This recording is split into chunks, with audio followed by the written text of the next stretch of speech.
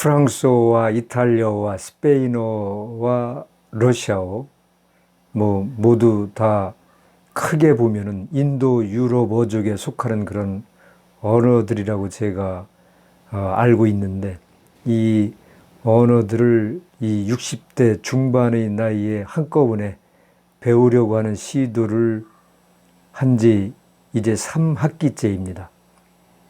무모한 그런 시도임에 틀림이 없겠는데, 어쨌거나 벌써 3학기째를 통과를 하고 있는데, 중학교 1학년부터 영어를 우리가 배웠으니까 3학기라면 지금 2학년 1학기 중간쯤에 와 있는 셈이죠. 그때의 영어와 비교를 한다 그러면은 지금 하고 있는 것이 거의 비슷하거나 조금 못한 그런 수준으로 가고 있지 않는가, 그런 생각을 해봅니다. 무리한 시도인 것이 틀림없겠으나, 무리하고 무모한 짓은 틀림없겠으나, 또한 그게 꼭 불가능한 일이겠느냐, 그런 생각으로 시작을 한 것인데, 방법적으로는 이 영어 성경의 복음서 중에서 특별히 또 제가 가장 잘 알고 있는 요한복음을 거의 기본 교재라고 할까요? 로 해서 또 그 마태복음, 마가복음, 누가복음 이런 순으로 들으면서, 주로 많이 들으면서, 물론 요한복음하고 마가복음은 보기도 했지만 들으면서 주로 듣기 훈련을 해가면서 여기까지 오고 있는데, 매일 거의 매일 빠뜨리지 않고 이것을 듣는 시간을 최소한 한 15분이라도, 대부분 한 30분 이상 들으려고 하지만 그런 시도를 해왔고, 동시에 오전에는 그렇게 하고, 오후 시간에 좀 시간이 된다 그러면은 또 이 4개국어로 각 나라의 뉴스들이, 유튜브에 정규 방송국들이 보내는 뉴스들이 올라오고 있는데, 그것들을 조금씩이라도 10분이나 혹은 30분씩 이렇게 잘려져 있는 것들을 보려고 하는 노력들을 계속 해왔습니다. 요한복음은 굉장히 내용이 제가 이제 익숙하기 때문에 80% 이상이 들린다고 생각을 하는데, 그것이 정말 그게 외국어로서 들리는 것인지, 아니면 제가 요한복음을 그렇게 잘 알고 있기 때문에 들린다고 착각을 하고 있는 것인지는 아직 단정할 수가 없을 것 같고, 그러나 제 느낌으로는 들린다라는 생각이 드는데, 마태나 마가 누가복음 같은 경우에는 또 요한복음과의 그런 어휘 차이가 있기 때문에 조금 덜 들리는 것이 당연하고, 요한복음 아직도 완전하게 습득되지 않은 그런 어휘들이 아직 남아 있고, 그래서 100%는 될 수가 없는 것이고, 현재로서도. 그러나 여하튼 그렇게 상당히 이들 외국어에 거부감이 없게, 부담감이 없게 익숙해져 있다라는 것만은 단정적으로 얘기를 할 수가 있겠습니다. 그런 것이 큰 효과로서, 성과로서 제가 느끼는 것이고, 뉴스들은 또 아무래도 그 성경과 현대 이 언어들과의 큰 그런 이 어휘의 차이들이 있기 때문에 또 다른 것이죠.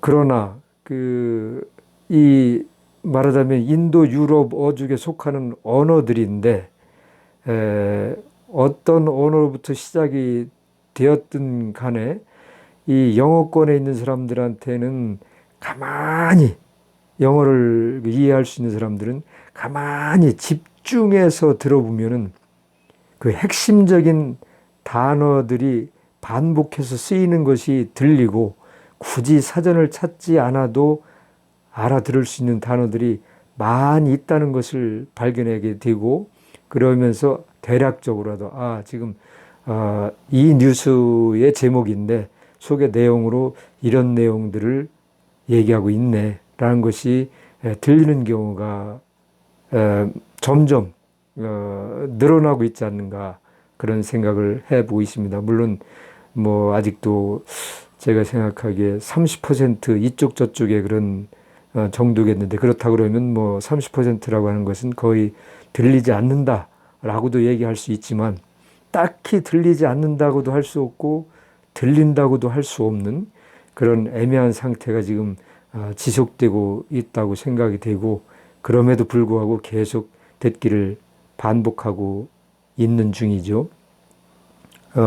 이게 어느 정도의 깊이까지 숙달까지 제가 가게 될지는 지금으로서는 뭐 알 수가 없겠으나 여하튼 가를 때까지는 한번 가보겠다는 게 제 생각이고 이 4개 국어 중에서 제일 어려운 것은 아무래도 러시아어가 그럴 수밖에 없을 것 같고 반면에 제일 쉽다고 제가 느끼는 것이겠지만 접근하기가 쉽다라고 느껴지는 게 이 이탈리아어인데 물론 이것도 초보자로서 하는 판단이기 때문에 이게 나중에 어떻게 바뀔지도 혹은 알 수가 없겠습니다만 여하튼 영어를 이해하는 사람이라면은 비슷한 그런 느낌으로 받아들여지지 않을까 그런 생각을 해보는데 물론 스페인어를 하는 사람들은 뭐 프랑스어를 하는 사람들도 뭐 더 그런 느낌을 받는 거겠지만 그런 걸 모르는 사람들이 영어권의 사람들이 듣는다 그러면 그런 느낌을 저 같은 느낌을 받지 않을까 그런 생각을 해 봅니다. 러시아어는 뭐 들리는 그런 수준이 비슷하긴 하지만 부담감이 다른 언어에 비해서 더 많은 것은 또 틀림없는 것 같습니다. 여하튼 이 이탈리아가 그런 느낌인데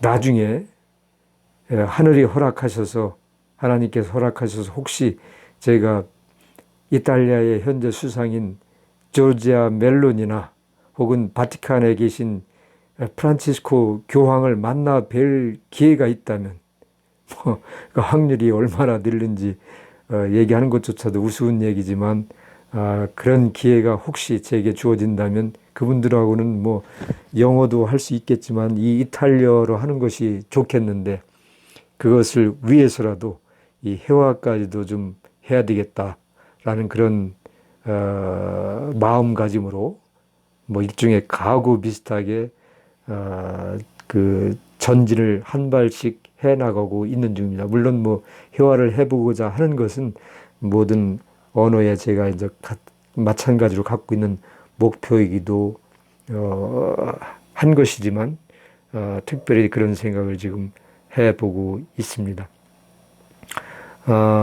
이 언어가 뭐 기본적인 그런 정도, 아주 기초적인 그런 수준일지라도 이 노래를 통해서 그 언어에 더 들어가고 어휘를 넓히고 어떤 그 사람들의 어떤 정서를 표현하는 것을 배워보고 느껴보고 하는 것들을 시도하는 것은 상당히 의미가 있다고 생각이 되어서 이렇게 지금 시도를 해보고 있는데 안타깝게도 많은 노래를 그동안에 들어보지는 못했습니다. 그런데 제가 이미 알고 있는 일본어나 중국어들도 이렇게 친구들과 그런 유튜브의 노래들을 들어보면서 느끼는 것이 그 노래들을 조금 더 많이 좀 배워봐야 되겠다 그런 생각을 노래를 통해서 조금 더 깊이 있는 그런 언어를 한번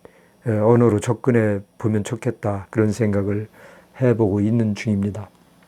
이 라노비아라는 노래는 아주 젊어서부터 분명히 많이 들어서 그 멜로디가 익숙한 노래인데 그 뜻은 전혀 모르고 들었던 노래였었습니다. 그런데 이렇게 이탈리아를 배우고 나서부터 이 노래를 다시 한번 관심을 갖고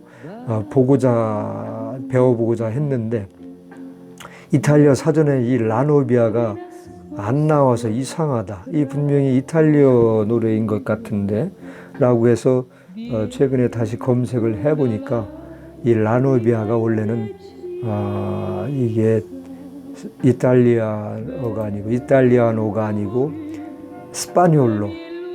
에스파뇰, 이 스페인어였었습니다.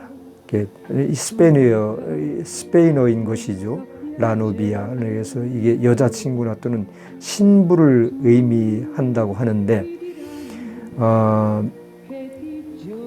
이 칠레에 있는 어떤 형제가 1960년대 초반에 이 노래를 만들어서 불러서 히트를 치고 결국은 히트를 치면서 그야말로 전 세계 미국이고 뭐 유럽이고 아시아고 많은 나라들의 가수들이 뭐라 그럽니까? 번역이라기보다는 번안을 해서 이 노래를 불러서 그렇게 저들도 뭐 제 세들 여러분들도 마찬가지겠지만 이렇게 익숙하게 된 그런 노래가 되었다고 그럽니다. 아마 영화로도 만들어졌던 것 같고 영화는 아마 아르헨티나에서 만들어졌다고 그러는 것 같은데 여하튼 원래 이렇게 스페인어로 만들어진 것을 특별히 이제 우리가 아마 밀바라는 그 가수가 부른 노래들이 유튜브에 상당히 많이 올라와 있던데 밀바지만 이 뭐 안토니오 프리에토라든가 또는 이 토니 달라라라든가 뭐 이런 가수들이 부른 것들이 있었는데 밀바가 특히 그렇게 불러서 들려진 것들을 우리가 이제 더 좋아해서 뭐 익숙하게 되지 않았나라는 생각이 드는데 이 가사를 번안을 했거나 어쨌거나 간에 그러면서도 이 제목만은 그대로 라노비아라고 부르는 그런 공통점이 있지 않나라고 생각을 합니다. 물론 뭐 이렇게 영어에서는 The Bride라고 해서 번역을 한 것이겠는데 여하튼 유튜브에 올라와 있는 것들 보니까 특히 첫 번째 이 소절이 상당히 단어들을 엉터리로 대부분 제가 본 것들은 다 엉터리로 올라져가 있던데 뭐 다 이유가 있겠습니다만 여하튼 뭐 그건 뭐 저한테 중요한 건 아니고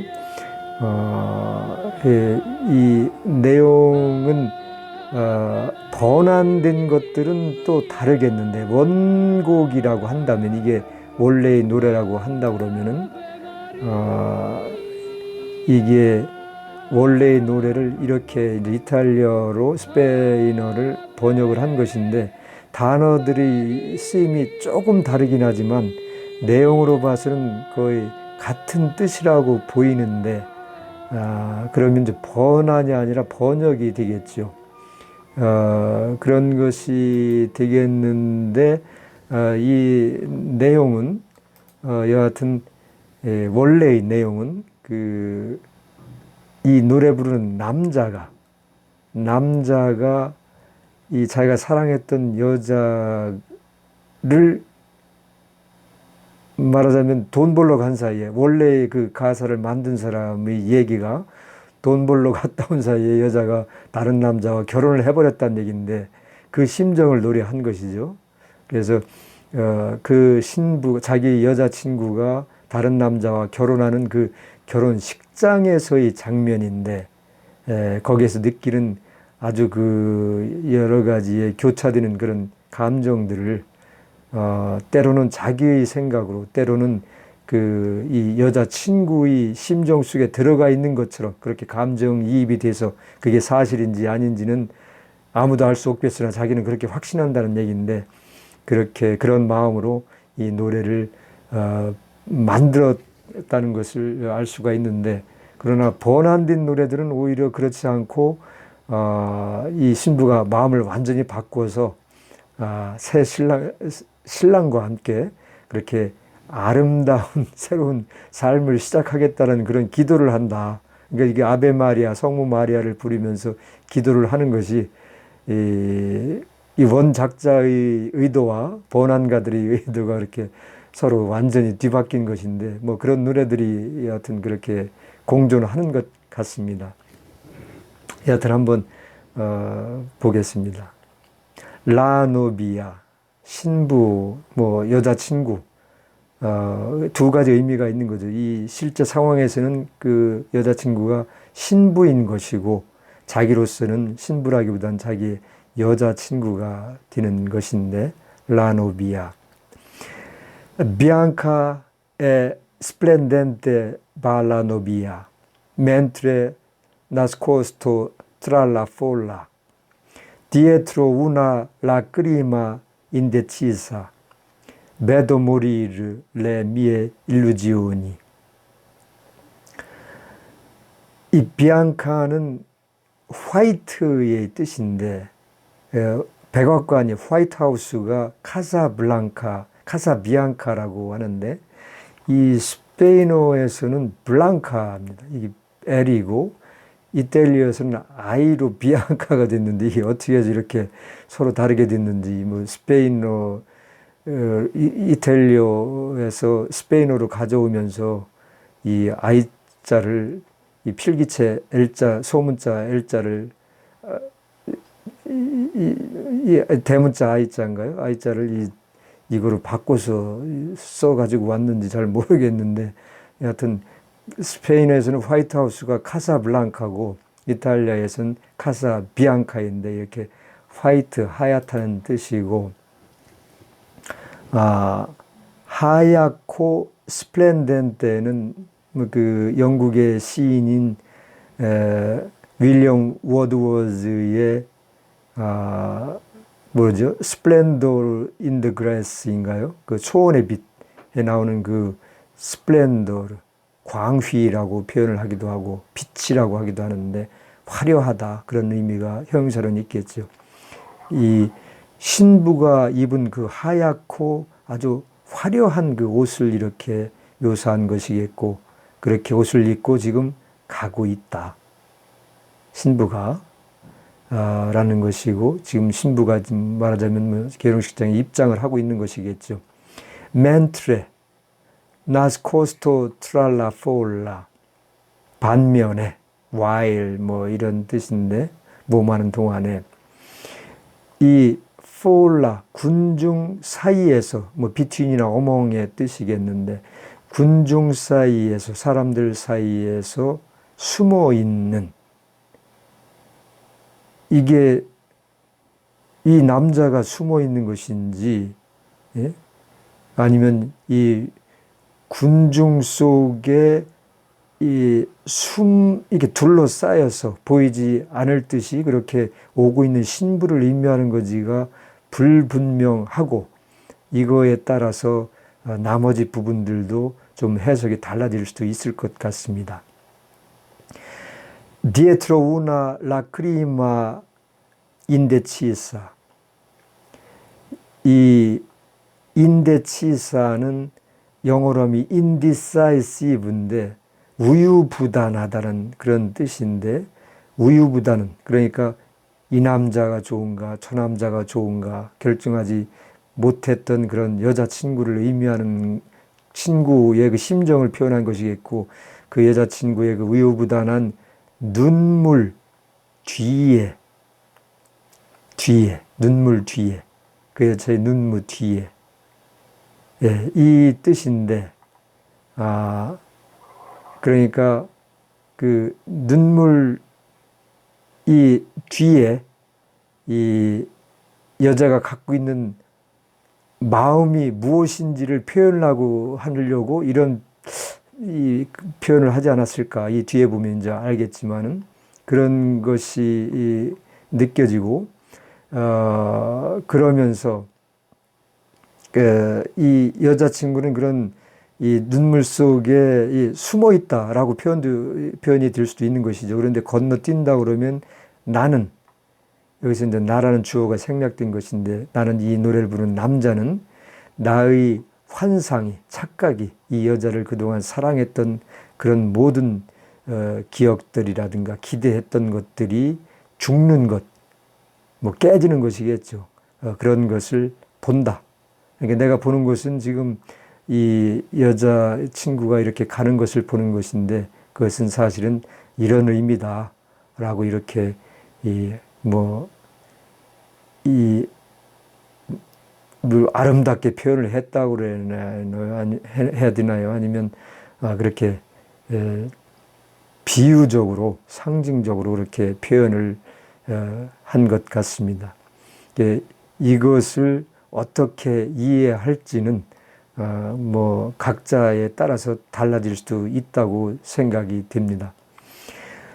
La sul altar lei sta piangendo, tutti diranno che è di gioia, mentre il suo cuore sta gridando Ave Maria. 거기에 아마 이제 결혼식의 어떤 단상을 의미하는 것 같은데, 단상 위에 그녀는 눈물을 흘리고 있다. is weeping이라고 그랬는데, 눈물을 흘리면서 울고 있는 것인데, 모든 사람, tutti diranno che è di gioia. 모든 사람, 다른 사람들은 그것이 기쁨으로 인한 것이다 라고 말을 하겠으나, 할 것입니다. 그러는 사이에 반면에 그녀의 가슴은, 마음은 부르짖고 있으니 성모 마리아님. 그러니까 이 남자는 기쁨이 눈물이 아니라 자기를 선택하지 않은 것에 대한 그런 여러 가지 감정이 복잡한 뭐 그런 심정을 그렇게 안타깝게 성모 마리아께 이렇게 울부짖으면서 울고 있다라고 그렇게 남자는 보고 있다는 것이죠. 이 여자의 마음을 아는 것은 나밖에 없다. 지금 결국 그런 의미를 강하게 지금 전달을 하고 있는 것인데, Mentirai perché tu dirai di sì, pregherai per me, ma dirai di sì. Io so tu non puoi dimenticare, non soffrire per me, anima mia. 당신은, 그 신부, 여자 친구는, 너는 거짓말을 할 것이다. 왜냐하면 너는 예라고 말을 할 것이기 때문에. 그러니까 눈물을 흘리는 것을 다른 사람들이 저 기뻐서 우는 거야 라고 할 때 예라고 얘기를 하겠는데, 그것은 사실은 거짓말이다. 그렇게 얘기를 하는 것이죠. 그리고 너는 나를 위하여 기도할 것이다.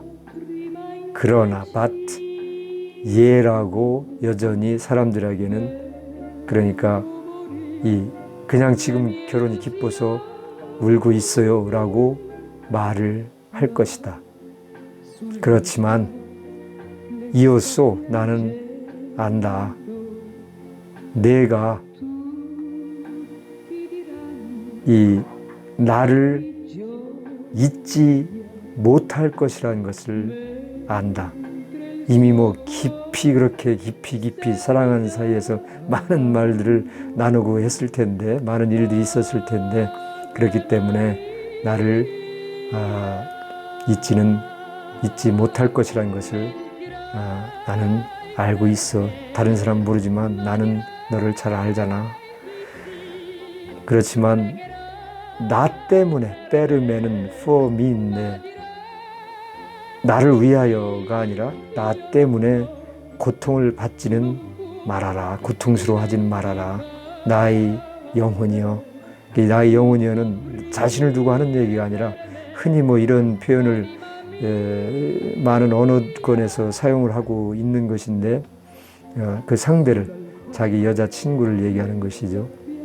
나의 영혼이여, 나의 반쪽이여 하는 것처럼 나의 영혼이여, 나의 생명이여, 그렇게 이 나 때문에 괴로워하지는 말아라.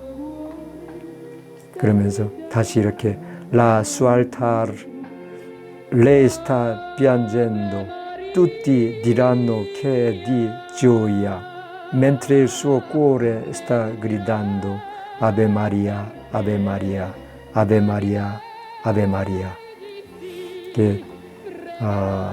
그렇게 오직 자기만이 이 여자를 잘 알고 이 여자가 지금 흘리는 눈물이 사실은 자기로 인해서 흘리는 그런 어쩌면 후회의 눈물 같은 그런 것이라는 것을 자기는 알고 있다라고 얘기를 하는 것인데, 그래서 밀바에 부르는 그 노래의 그 깔리는 이 멜로디 자체가 뭐 상당히 이런 심정을 표현하는 그런 멜로디라고 볼 수가 있겠죠. 그런데 반대로 다 있고 이 사람들이 얘기하는 것처럼 이렇게 기뻐서 우는 것이다 그런다면 이것도 결국은 새로운 삶을 살게 해줘서 감사합니다라는 감사의 눈물이 되기도 할 텐데, 그 멜로디는 원 작자의 그 의도와 같은 그런 멜로디가 아닌가 그렇게